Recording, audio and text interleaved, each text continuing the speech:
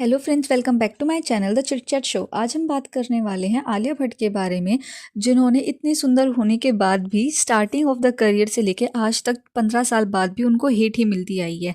अभी जो आलिया भट्ट है ना, उनकी लॉन्च हुआ था 2012 में student of the year movie के टाइम पे।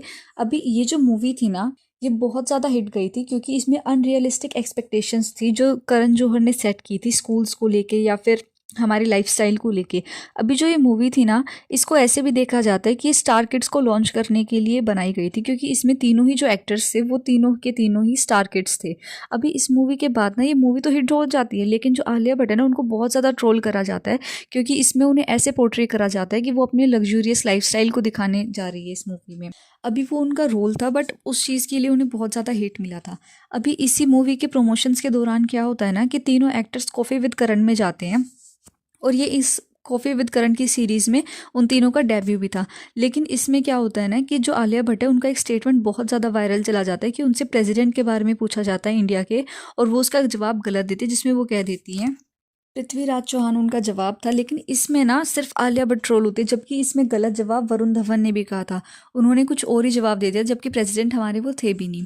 अभी इसके बाद ना हेट बहुत ज़्यादा मिलती है आलिया भट्ट को, क्योंकि जिन लोगों को खुद नहीं पता था कि इंडिया के प्रेसिडेंट कौन है, वो भी उन्हें ट्रोल कर रहे थे। अभी उस टाइम पे कॉफ़ी विद करण ना सिर्फ इंग्लिश में आता था और उसको मोस्ट ऑफ द इंडिया देखता भी नहीं था।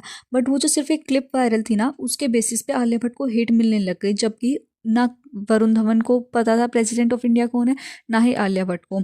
इनफैक्ट आज इतने साल बाद भी ये क्लिप वायरल ही है और ये बहुत ज़्यादा यूज़ होती है। इसके बाद क्या होता है कि इसके बाद आलिया भट्ट की मूवी आती है 2014 में हाईवे, जिसके बाद उन्हें बहुत ज़्यादा प्यार मिला, क्योंकि इसमें उन्होंने ना अपने एक रियल लाइफ को पर्सोनेट करते हुए मूवी में काम किया, जिसमें जैसे आलिया भट्ट जो रियलिटी है इंडिया की या फिर उनकी लाइफ की, उनसे दूर रहती है, एक अपने क्लोज एनवायरनमेंट में रहती है, वैसे ही जो हाईवे में उनका कैरेक्टर था वो भी ऐसे ही पोर्ट्रे करा गया था। इसके बाद ना लोगों को ऐसा लगा जैसे आलिया भट्ट की ये रियल लाइफ है, तो उन्हें बहुत ज़्यादा प्यार मिला। इसके बाद उन्हें ना एक सीरीज़ भी स्टार्ट करी थी यूट्यूब पे। जिस टाइम पे सब लोग यूट्यूब से दूर रहते थे, तो उन्होंने अपना एक यूट्यूब वीडियो निकाला था, जिसमें उन्होंने अपने जो डम जोक्स थे या फिर जो डम स्टेटमेंट्स थे ना, उस पर रिएक्ट करा, और उसे ना ऐसे दिखाया गया जैसे उन्होंने ये सारी चीज़ें सहन कर ली और अभी उन्हें इस चीज़ों से फ़र्क नहीं पड़ता है।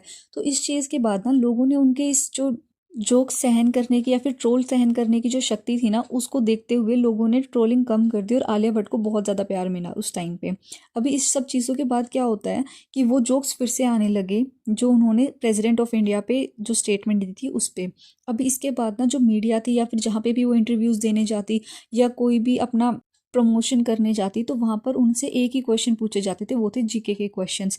अभी ये नॉर्मल नहीं है, क्योंकि जो जीके के क्वेश्चंस है वो हम लोग इंटरव्यूज़ में थोड़ी देखेंगे सेलिब्रिटीज़ के, बट जो सेलिब्रिटीज़ के इंटरव्यूज़ थे उसमें मीडिया उन्हें जानबूझकर पोक करती, जो मैगजीन्स थी उसमें जानबूझकर उनके बारे में स्टेटमेंट्स दी जाती, ताकि आलिया भट्ट उस पर कुछ रिएक्ट करे और उन्हें गरम गरम मसाले वाली कोई न्यूज़ मिल जाए।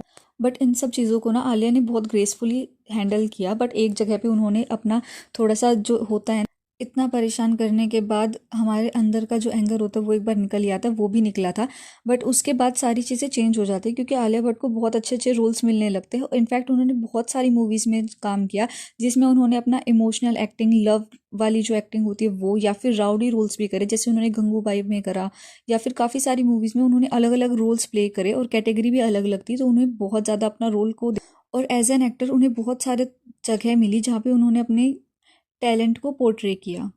बट इसके बाद इनका लो पॉइंट हिट तब होता है जब कॉफ़ी विद करण पे उन्होंने एक स्टेटमेंट दिया था, मैरी किल और हुकअप में उन्होंने ये बोल दिया था कि I want to kill Sushant Singh Rajput. अभी ये ना एक जोक था, बट उसी टाइम पीरियड में ना थोड़े टाइम बाद सुशांत सिंह राजपूत ने सुसाइड कर लिया, और सारा का सारा ब्लेम आलिया भट्ट पे आने लगा, क्योंकि जो लोग थे ना वो पहले सुशांत सिंह राजपूत को बेशक ना देखते हो, बट एक टाइम पीरियड ऐसा आ गया कि अगर आप सुशांत के फैन नहीं हो तो फिर आप फोमो हो जाओगे।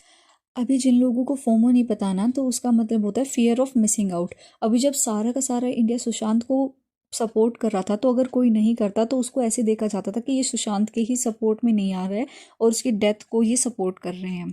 हालांकि लोग अपने आप को ये एक्सेप्ट नहीं कर रहे थे कि वो पहले सुशांत को जानते भी नहीं थे, बट उनकी हाइप के बाद उन्हें फॉलो करने लगे। बट सारा का सारा ब्लेम आलिया भट्ट पे देने लग गए, और इनफैक्ट करण जौहर को भी उस टाइम पर बहुत ज़्यादा हेट मिला, और आज तक भी उनको इस चीज़ के लिए हेट मिलता है। इनफैक्ट जो नेपोटिज्म का कॉन्सेप्ट है ना, वो ज़्यादातर हाईलाइट इसी केस के बाद आया था जब सुशांत की डेथ हो गई थी। इसके बाद ना आलिया भट्ट के ऊपर कॉन्स्टेंटली ब्लेम्स लगते रहे हैं, कई बार मूवी स्टीलिंग का, जैसे उन्होंने अभी जो रिसेंट मूवी आई है जिगरा, उसकी बहुत ज़्यादा हेट मिली है क्योंकि ये बोला जाता है कि वो एक सावी मूवी है जिसका वो रीमेक बनी है, लेकिन जो सावी मूवी है वो भी बॉक्स ऑफिस पे फ्लॉप गई थी और जो जिगरा मूवी है वो भी फ्लॉप गई। हालांकि आलिया का जो कैरेक्टर है उसको बहुत ज़्यादा पसंद किया गया है। अभी इन सब चीज़ों के बाद क्या होता है, वो ब्रह्मास्त्र मूवी में देखी जाती है जिसमें उनका जो स्क्रिप्ट थी वो बहुत बुरे तरीके से लिखी गई थी, उनके कुछ इतने डायलॉग्स ही नहीं थे। बट जो ऑडियंस थी ना, उन्होंने उन डायलॉग्स राइटर के फोकस करने की बजाय सिर्फ आलिया के ऊपर फोकस करा, जबकि आलिया वही चीज़ें बोलेगी जो उनको राइटर्स ने बोलने के लिए कहा है।